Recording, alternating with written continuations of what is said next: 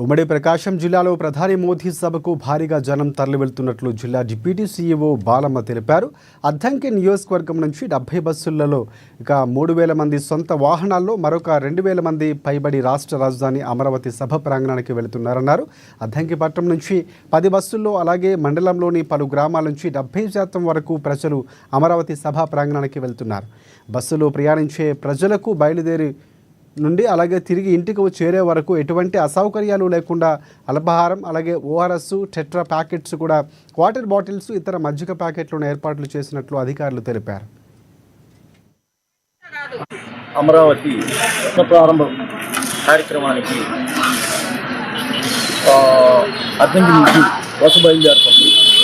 వారికి ఉదయం అందరికీ కూడా ప్రతి మనిషికి వాటర్ బాటిల్ 2 పులిహార ప్యాకెట్లు అరటి పళ్ళు బిస్కెట్స్ అరేంజ్ చేస్తున్నాము.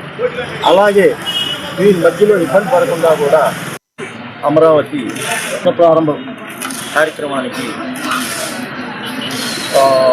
అద్దంకి నుంచి బస్సు బయలుదేరుతుంది. వారికి ఉదయం అందరికీ కూడా ప్రతి మనిషికి వాటర్ బాటిల్ 2 పులిహార ప్యాకెట్లు అరటి పళ్ళు బిస్కెట్స్ అరేంజ్ చేస్తున్నాము. అలాగే వీరి మధ్యలో ఇబ్బంది పడకుండా కూడా అమరావతి ప్రారంభ కార్యక్రమానికి బస్సు బయలుదేరుతుంది. వారికి